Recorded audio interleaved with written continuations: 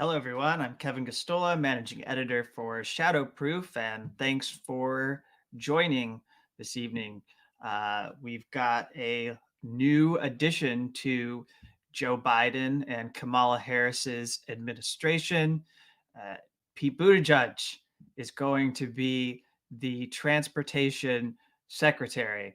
We'll have more to say about that. And I want to follow up and add some more details on these pushes for pardons from Donald Trump, for Edward Snowden, for Julian Assange, for Reality Winner, and all these people under the Espionage Act who have faced that kind of an unjust prosecution, who we know don't deserve to be in prison for seeking to inform us and reveal the kinds of corruption going on in our government that we need to know about.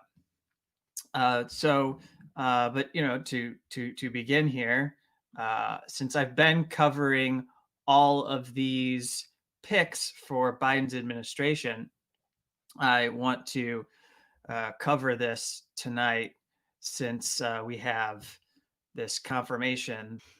He doesn't really have much of a record, as I said, but he was in the running initially to be the UN ambassador, but that UN ambassador position went to Linda Thomas Greenfield, who is someone who is a loyalist of Susan Rice, who got that.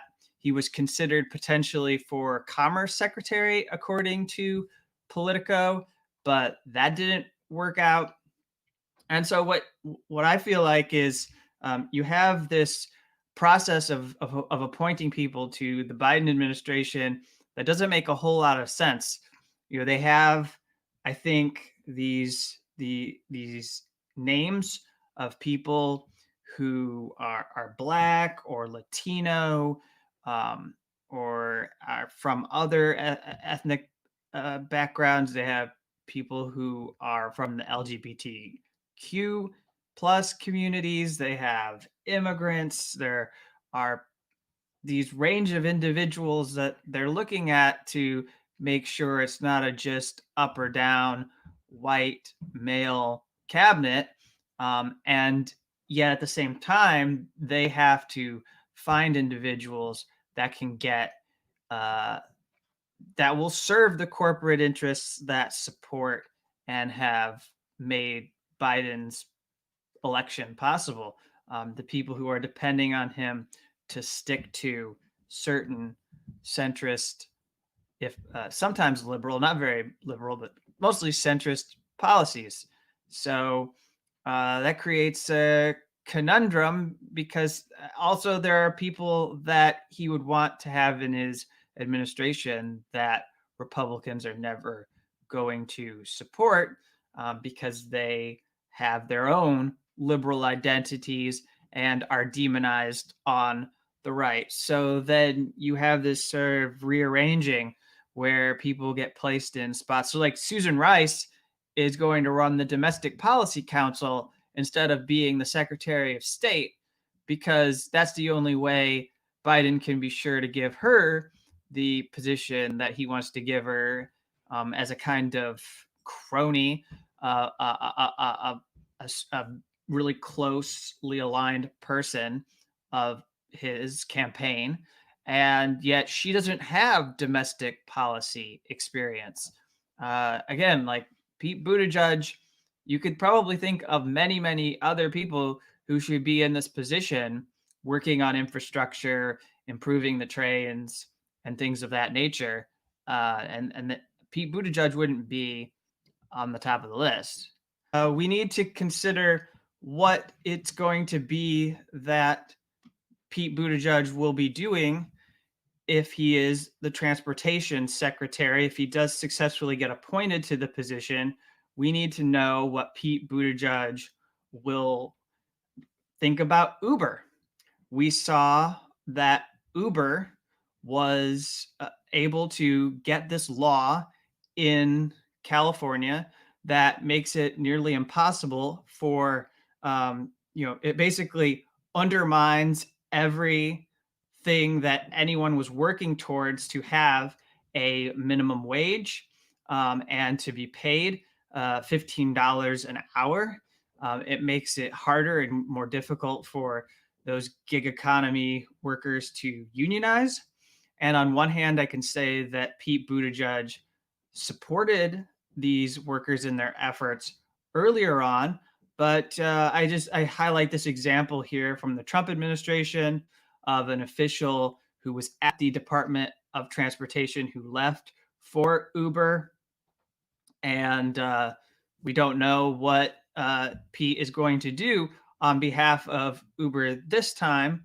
But one other thing we can point to is the uh, another article that I can highlight here comes from the Daily Beast that shows that during Pete Buttigieg's campaign, he in fact was he was meeting with so we have weeks after standing with Uber drivers, Buttigieg fundraises with company's executive.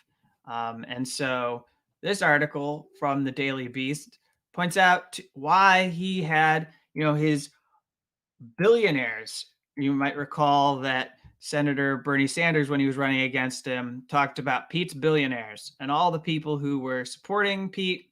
And the South Bend mayor was really big about, as it says, going after Silicon Valley executives and getting their money.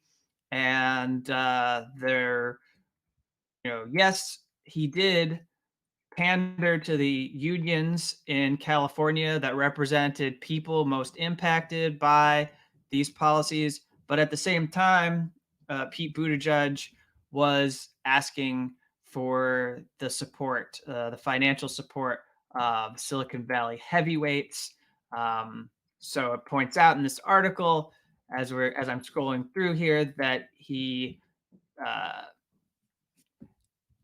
that Buttigieg's presence at a fundraiser illustrated his fraught position that he occupies as one of the most tech-friendly candidates in a primary campaign where candidates are trying to demonstrate their pro-worker bona fides.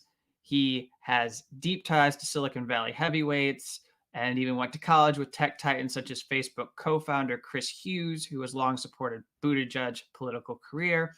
Yet Buttigieg is also a ubiquitous presence alongside striking workers at picket lines, so trying to have it both ways. And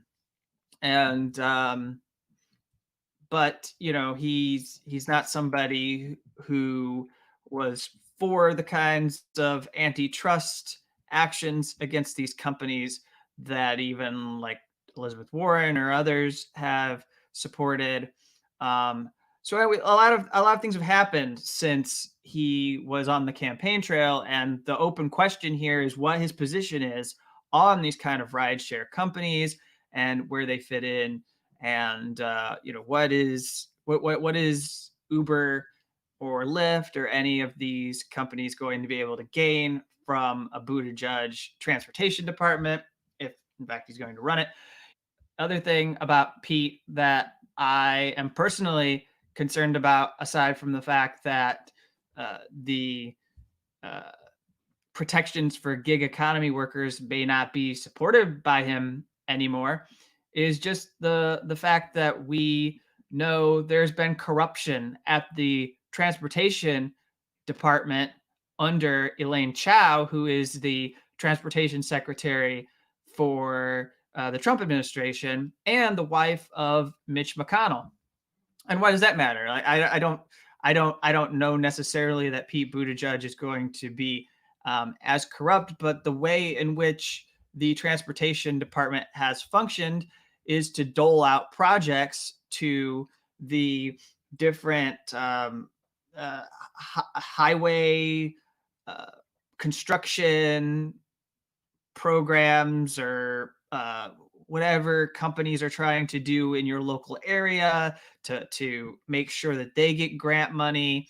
There's a Northern Indiana commuter train district, and I know from experience, because I'm actually from the area, that that this needs a lot of work, and they've been trying to do a lot of work for 14 years, but they don't have the money.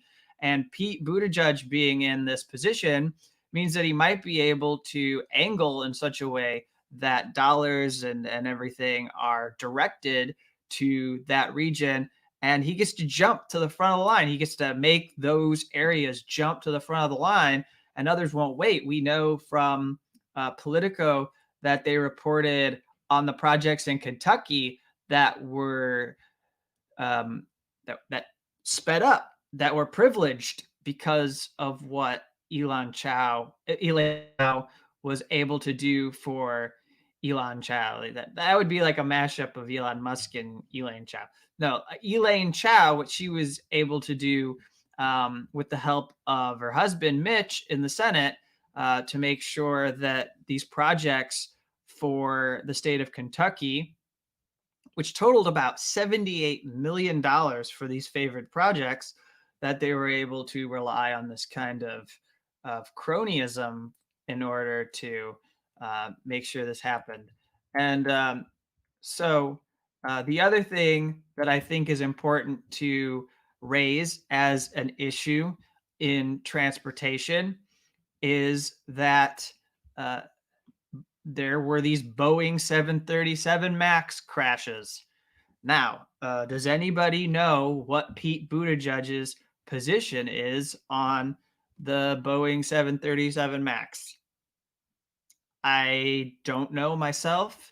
I don't think you do either, because you can't find him on record talking about this, even though it's a scandal. It's a massive example of corporate negligence. We know that two Boeing 737 MAX jets crashed and killed 346 people, and that there have been hearings on this. That the Federal Aviation Administration is going to be under the control of Buttigieg, and is he going to be completely beholden to Boeing interests, as I think happens to usually be the case with our government, where Boeing gets the kinds of safety certifications that are demanded, that we see this sort of corporate negligence that can lead to deaths happen without any repercussions, without any sort of accountability. I mean, who wants to fly on these planes? I certainly am not flying on any of these planes when um, they. We know that the oversight has always been very minimal and has been probably torched, if not completely eroded, under uh, Donald Trump. It's going to be in that state when Pete Buttigieg enters, and what is he going to do? What kind of actions are going to be taken based on any investigation that has been done to look into Boeing? What's he going to do with all of the unmanned aerial vehicles, the proliferation of drones that are being used by people in this country? That's a problem for airspace. You have a lot of corporations and companies that want to be able to have those, and that complicates air travel. It complicates a lot, and so yet, if you go back to Pete Buttigieg, uh, I still think that the only reason he's going to be added to the cabinet has nothing to do with what he thinks about any of these issues.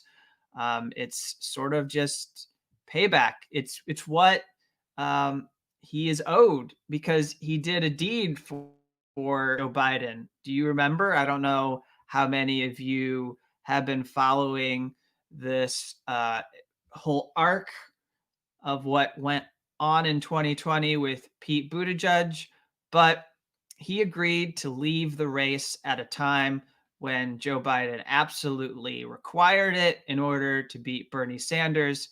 He was demanded and requested by Obama to leave the race along with Amy Klobuchar. So, if we're playing identity, I'm doing this not because this is the way I think.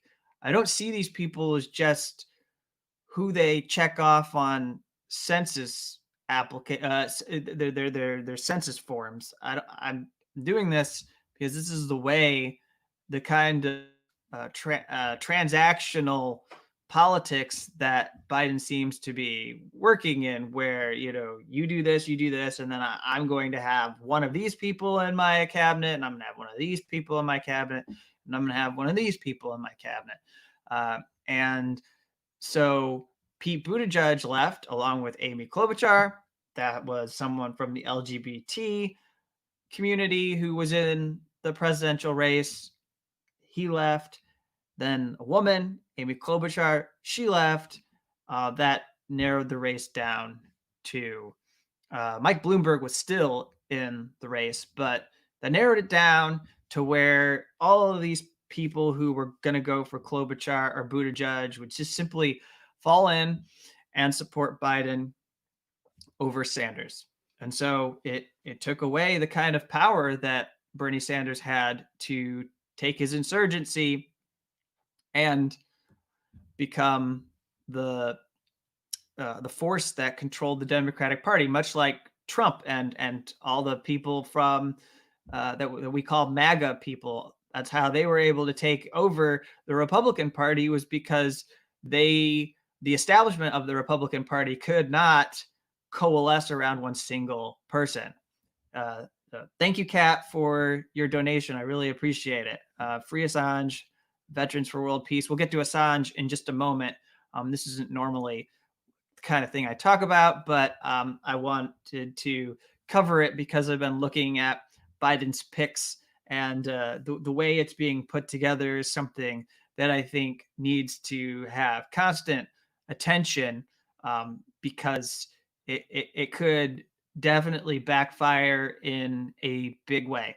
The final point I'll make is that I don't know transportation issues as well as I should if I'm going to open my mouth and talk about it on this broadcast. But what I do know is that there are probably a list of anywhere from 50 to 100 people who are far more qualified than Pete Buttigieg that should be working on this, that come from trade unions that are involved in infrastructure work, that come from that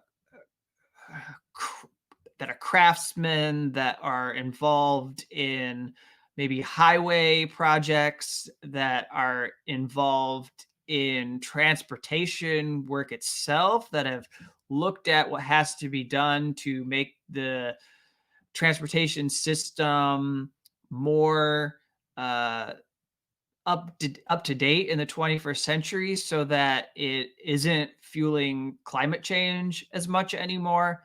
And certainly Pete Buttigieg doesn't have any record whatsoever of doing this, and putting bike lanes does not make you someone qualified for green infrastructure projects as far as transportation.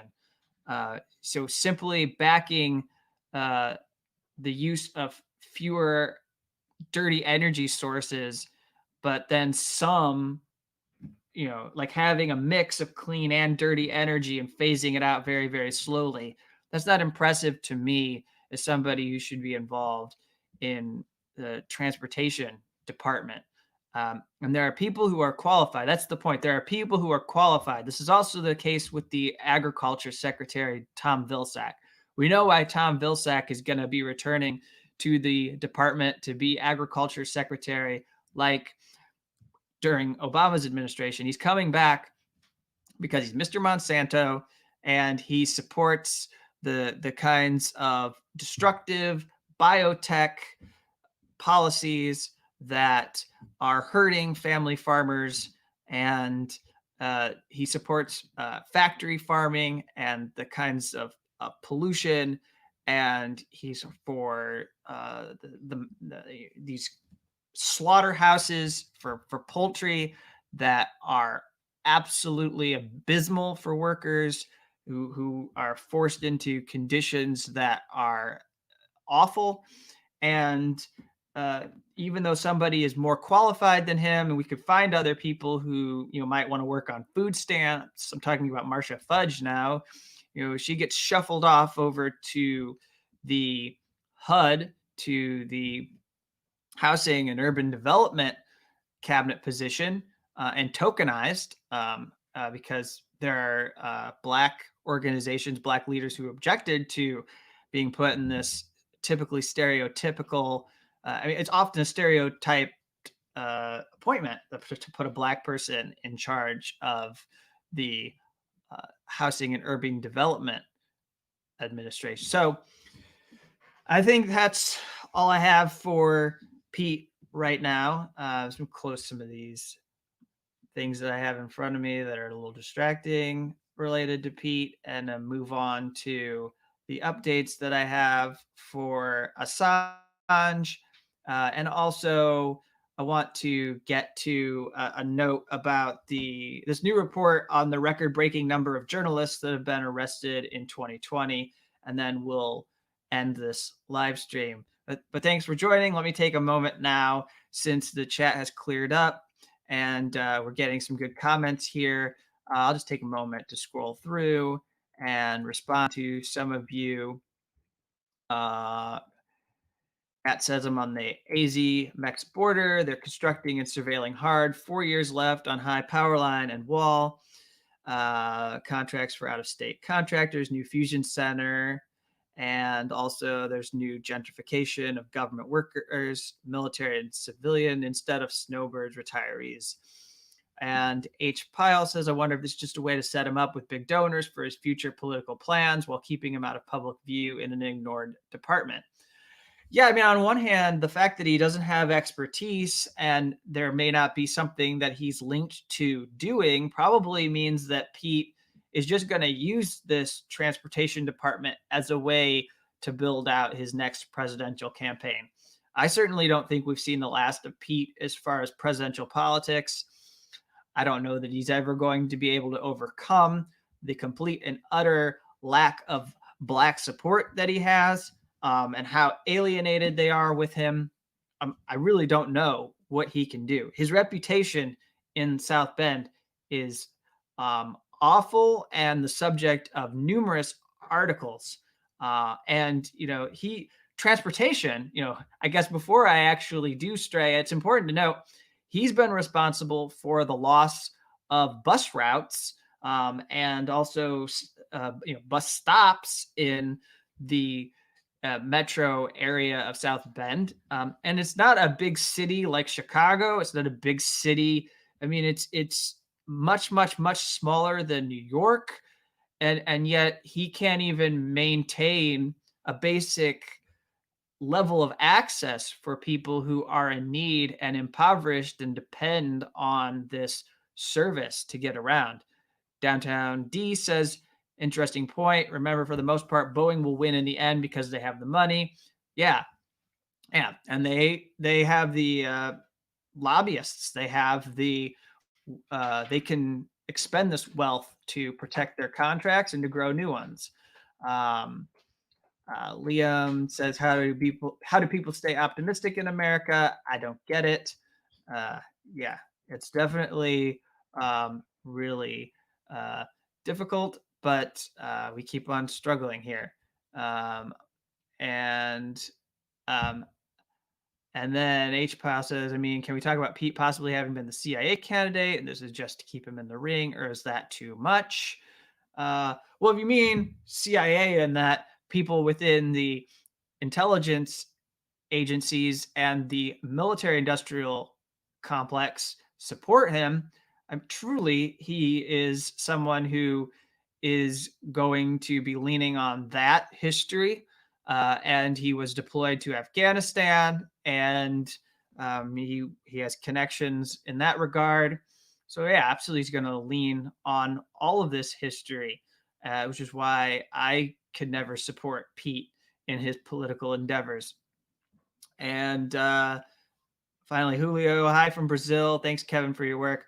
And free Assange and Lula Inocente. So thank you. Yeah.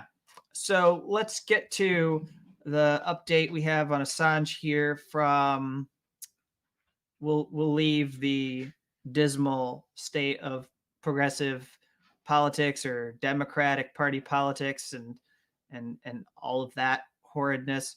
We'll go to something else that deserves our attention. It's much more urgent. Let me look at the to get to this screen. So this comes from Julian Assange's partner, who says that we've got. All right, so this is a tweet from Stella. Julian still has not received his warm clothes. The prison gave him 2 blankets, but it's not enough to keep the cold out. His window is permanently boarded up with books for insulation. It's still freezing at night. For the past couple of days, she's been trying to get Julian Assange the clothes that he needs, and it's she tweeted right at the Her Majesty's prison Belmarsh service to the administrators, trying to get their attention. It got a lot of shares. They're still not doing anything to help him be warm. And this is what it's like for people who are incarcerated. This is what it's like for Julian Assange, who is treated like an enemy of the state by the US government. He's been detained in this high security prison for the last well over a year now, almost a year and a half. And he's been awaiting the decision in his extradition case, which is upcoming on January 4th. And one, sort of silver lining is that there's a lot of talk and push for a pardon, and it seems like it's more possible than ever for that to happen. And yet he has this going on, and he's had to survive the spread of COVID-19 in his block, in his prison block. And he also saw one of his friends, someone he befriended who was incarcerated, they committed suicide. This person was a gay man who feared being deported back to Jair Bolsonaro's Brazil. And he lost this friend who was one of the few things I think that probably brought him some brightness to very dark days that he's been living in the Belmarsh prison. So we see that there's been a lot of effort to bring attention to Donald Trump about Julian Assange, and it is something that we see a few celebrities now speaking up. Rose McGowan is speaking up for Julian Assange. We know that Pam Anderson has always been a supporter of Julian Assange. There are other people who are using their platform. We're seeing conservatives care about this. What we're not seeing is anyone from the progressive left really taking this up meaningfully outside of maybe Glenn Greenwald and Jimmy Dore used his show to call attention to all of this. We need a bigger push for this from people, not just who are Republicans and conservative, but I think we can't just cede this to them. I think that people who are from the left should care about this just as much because of the kind of precedent it will set if Julian Assange is not saved from this prosecution. And Edward Snowden is hoping to benefit from a pardon as well.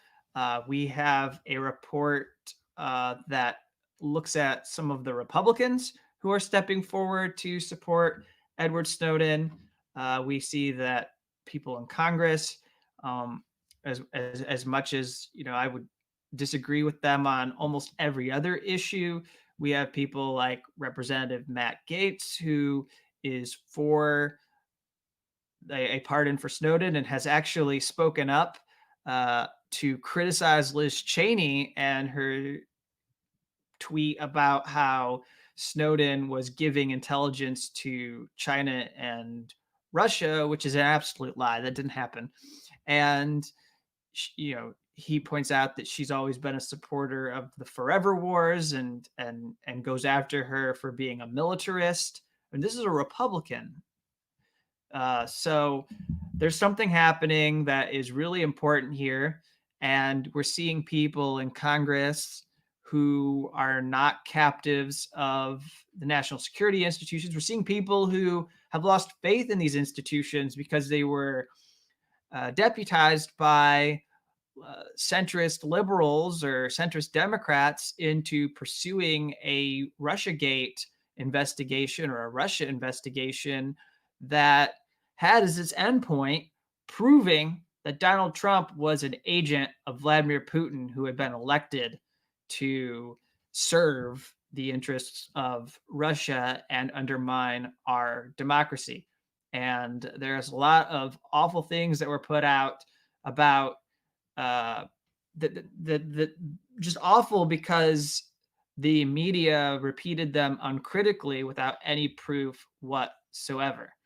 And I see Liam says, really think a pardon for Assange is realistic? Well, since you're here, what to you is realistic? What would be realistic?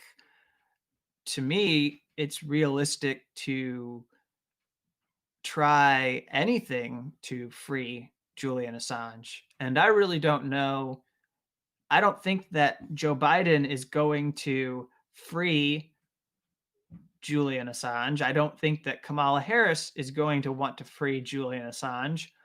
And if we get the kind of person running the Justice Department who is similar to Andrew Cuomo or anything like that, which that name's been floated around, then it's probably unlikely that they abandon the prosecution of Assange that's been started by Bill Barr. So it falls on Donald Trump. And I do think, actually, in my mind, I find the possibility of Trump pardoning Assange to be more likely than Biden dropping the case against Julian Assange.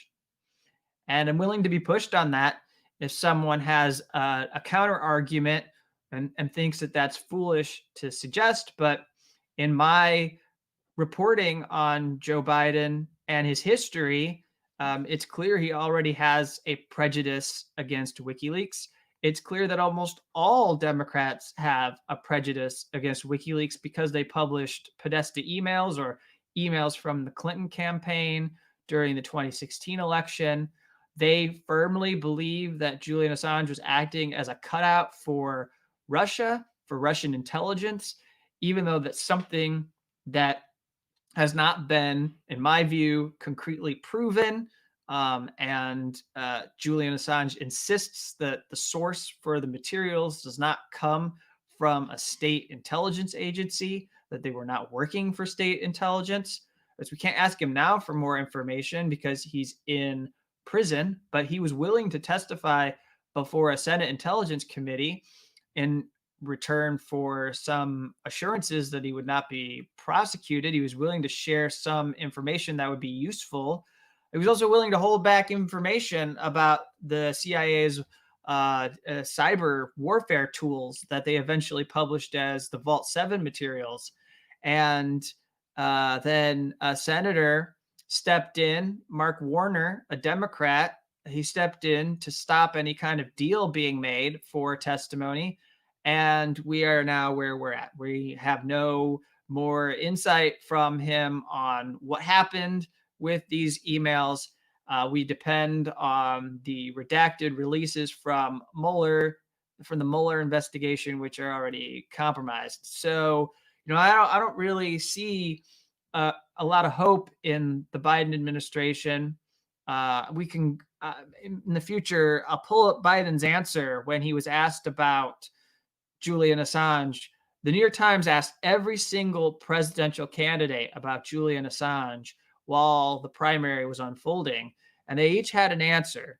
And Joe Biden had a pretty long answer So in a future stream, I'll go through and we'll unpack his answer and how it would be relevant to the future of Julian Assange and whether he'll be set free. But I really believe that that Trump is a wild card. Not just because that's the reputation he's developed. I mean, there's a difference between being a wild card and acting like you're a wild card just so you can get by without having certain criticisms be levied against you. I would say that as far as wars go, he's acted like there was a possibility he would defy the military industrial complex, but time and time again, he's allowed them to win and do what they would like. He has not acted independently. He has not brought them under his control. Uh, but Bill Barr is out. Bill Barr is no longer the Attorney General at the Justice Department. He left early before Christmas, and that leaves an opening for pardons to occur from within the Justice Department that his leadership would have prevented, that they would have campaigned against if Bill Barr was still there. It allows for other people to be welcomed in to the agency, who can work on these and potentially be able to give Assange or Snowden or others a pardon. Welcome back, Faint Signals. Thank you for being here to follow this stream. I did start at a different time. I'm sort of playing around with times for doing the stream. I'm not sure that every day I want to start at the same time every day, but I'm figuring out when to do this and to be on for 30 or 40 minutes just about every other day. I think I might need to alternate, do some mornings and then do a couple evenings. I'm not really sure what people prefer. If any of you following have preferences and like certain times, I know that I have a lot of really good people in Australia who follow my work, and it's always great to have them tune in and listen to what I have to chat about. And also, I like hearing from you.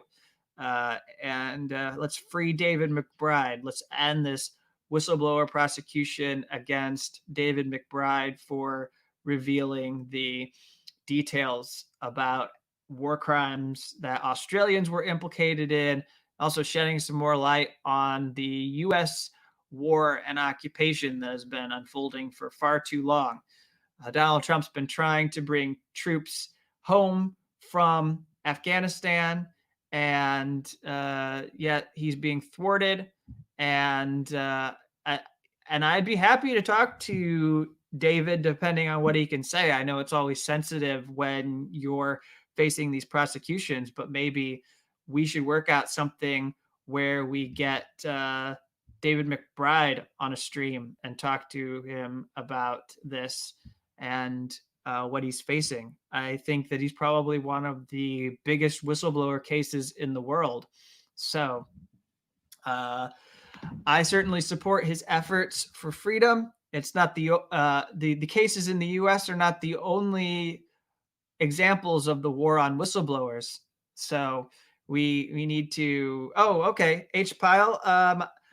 David McBride is facing a prosecution in Australia. I feel like I'm going to fumble and bumble this around, but Faint Signals is here to correct me if I misspeak. And so David McBride had released these Afghan files, and I believe it's the Australian Broadcasting Corporation that ended up being raided for doing coverage of these files. If I'm wrong, you'll let me know, Faint Signals. But this is a big, huge deal.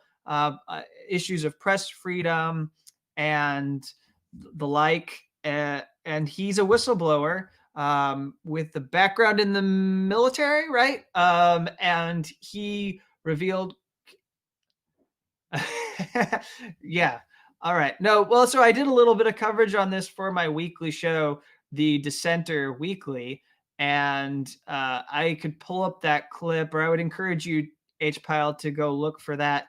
But David McBride is someone who is facing a prosecution from the authorities in Australia simply because he published information and he passed along information about Afghan war crimes, and that was something that the authorities did not want him to be sharing. And then the double standard was glaring because a few weeks ago we had the release of this major report in Australia about the role of Australian soldiers in these they called them bloodings, and the first kills that Australian troops would get for themselves when they were deployed.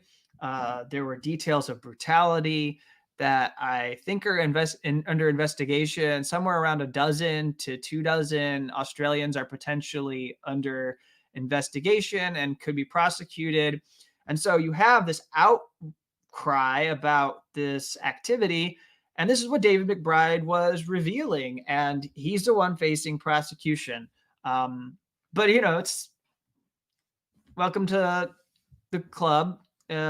Australia's in America's Five Eyes Club.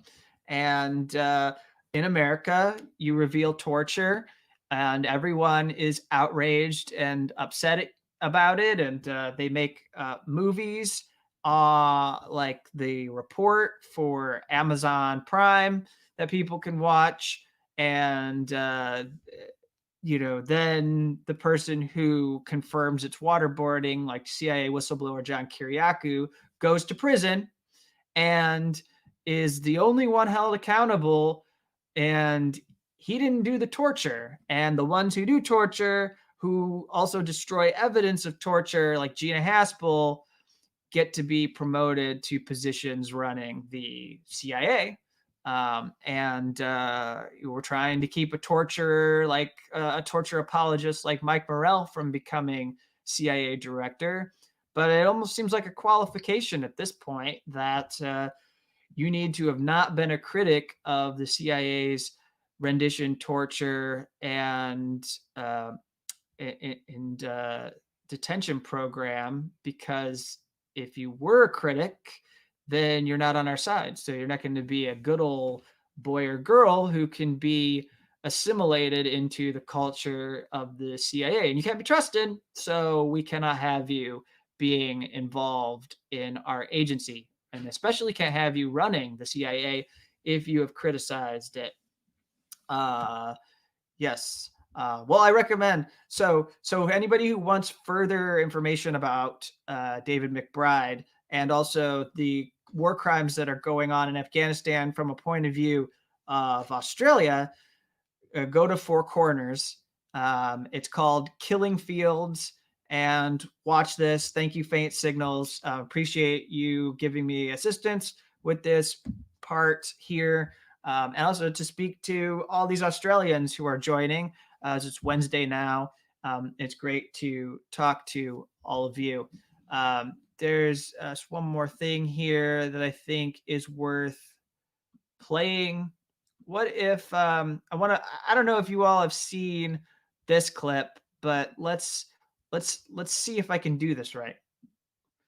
I'm getting the hang of this live streaming thing, guys, and it's eventually I'm going to be able to do it very smoothly, and it won't be much of an issue. But we've got this video that is about Edward Snowden that I want to play. Let's see here.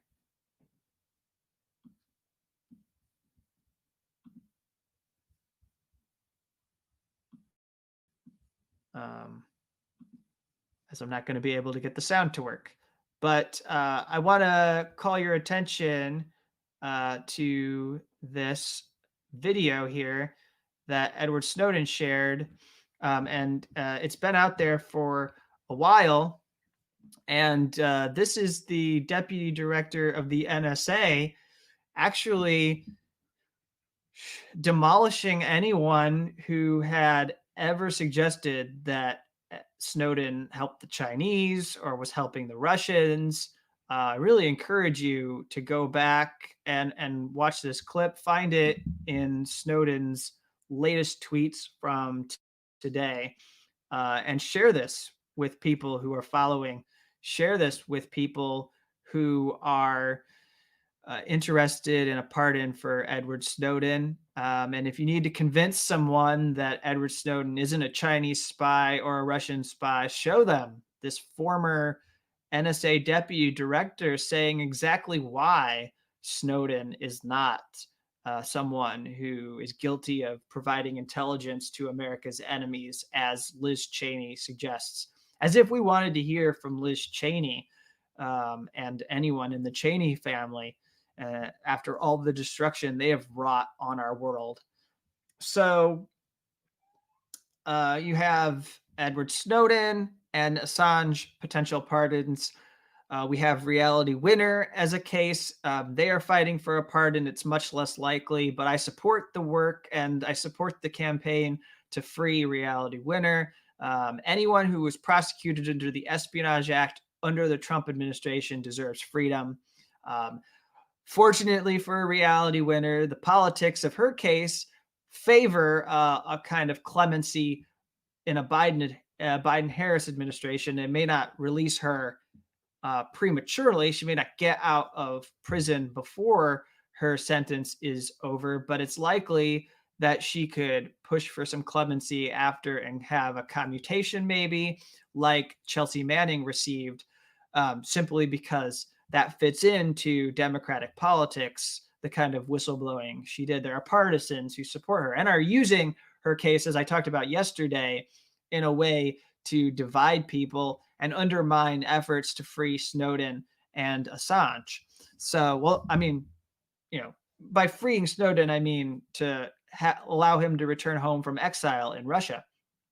And the fact that he's in Russia, this former NSA deputy director, his name's Chris Inglis, speaks to the fact that Snowden wasn't ever trying to go to Russia. That's just where he ended up being stuck.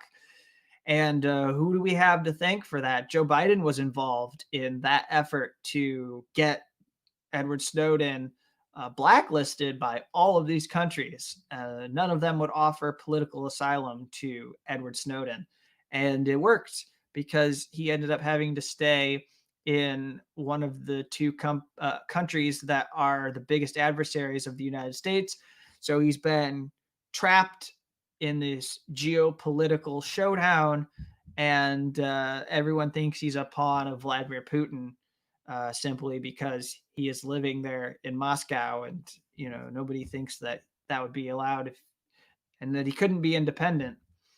So the last thing I want to talk about here as we wrap up is that there is this new report out from the Freedom of the Press Foundation. So let me get this up for you so you can see what I'm talking about. This is a important report from the U.S. Press Freedom Tracker that is operated by the Freedom of the Press Foundation.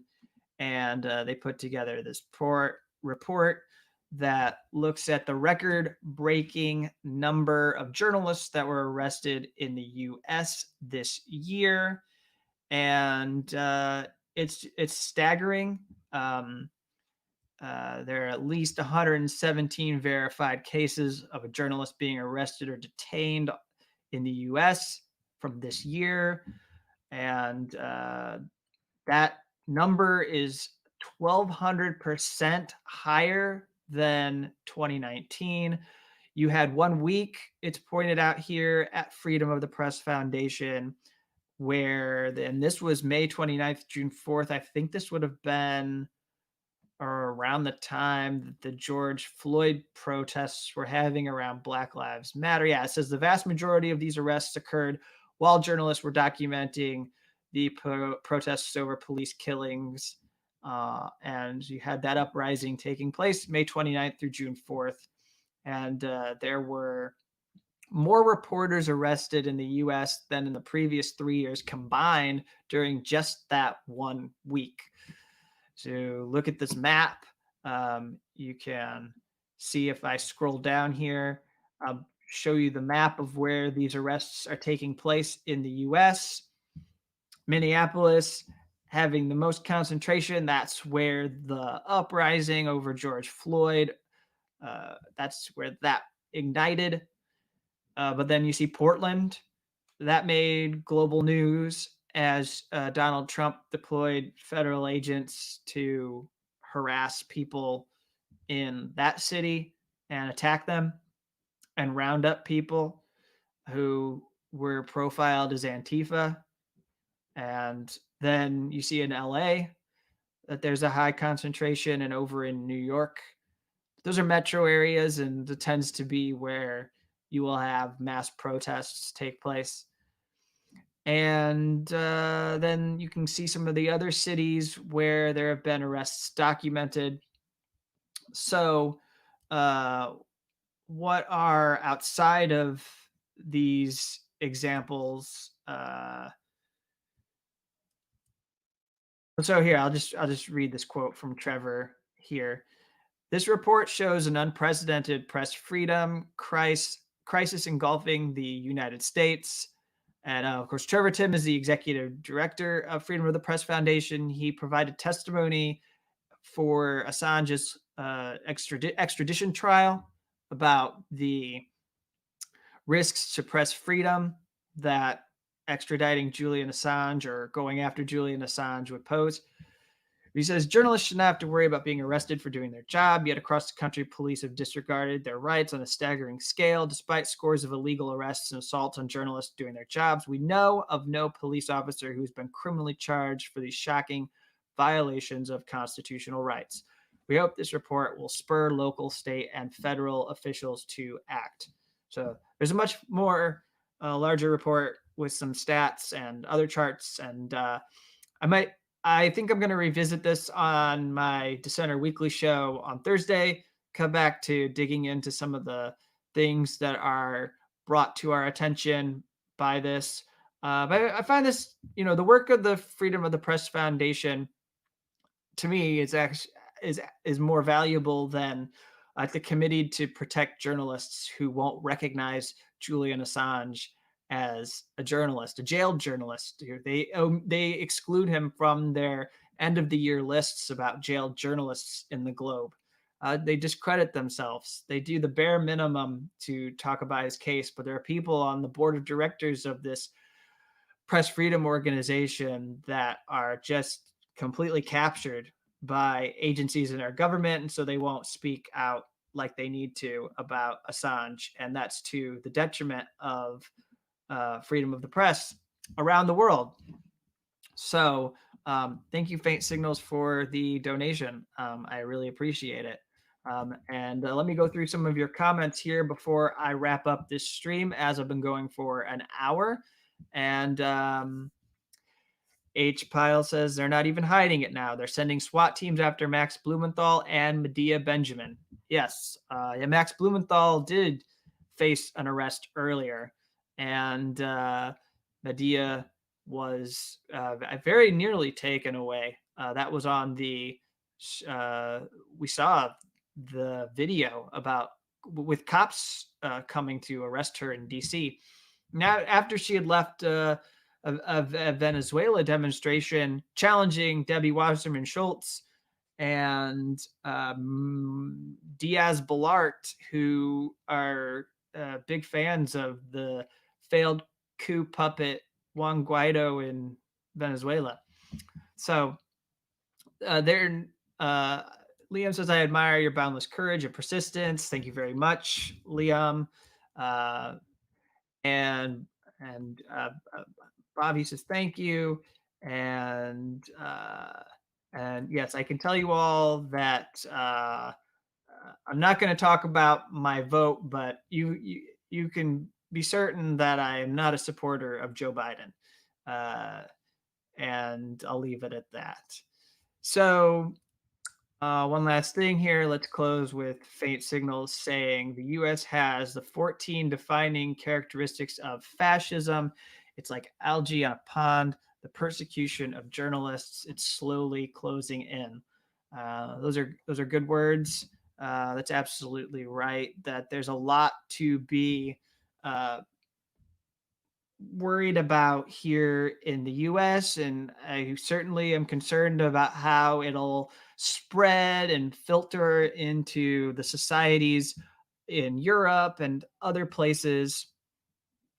And JR is right. It's not just happening to journalists, it's anyone that talks or writes about the corruption in federal law enforcement agencies who are behind the state and local law enforcement agencies. I mean, you're right.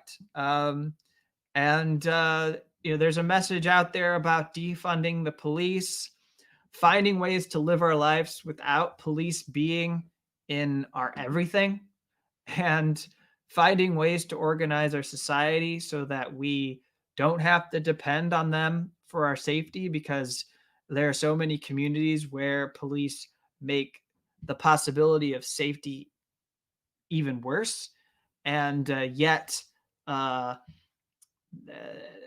we see the constant efforts, and I can be the subject of a future stream. We see the constant efforts to discredit anyone talking about defunding the police, and we know why they need to discredit that. It's because law enforcement is crucial for maintaining the illegitimate system that we live under right now. Absolutely essential, critical for them to survive. If they do not have police forces that can maintain uh, the way society is ordered, then they're going to be at a total loss. And they have to keep us quiet somehow. They're hoping it'll be enough to appoint people from different corporations to be part of, or and with ties to corporations, to the cabinet, who are Black, brown, LGBTQ, women, people who might be transgender, people who are interested in diversity and inclusion, but it's a very corporate multiculturalism in order to create this facade of liberalism, when deep down they are they are filled with neocons, they're filled with hawks, they're filled with people who are anti-union, they're filled with people who don't support workers' rights, they're filled with people who are just a shade less reactionary than some of the people in Trump's administration. But they're going to be more sophisticated and careful about how they say the things that they do in public, so as not to infuriate us unless it leaks. I mean, maybe some of you have gotten to see the leaked audio of Biden talking derisively and demeaningly to some of these Black leaders who were organized on the Zoom call, and he was talking to them about his administration. So it's going to go on in private. It's always gone on in private. Rahm Emanuel has quite a reputation for punching and attacking the left in private.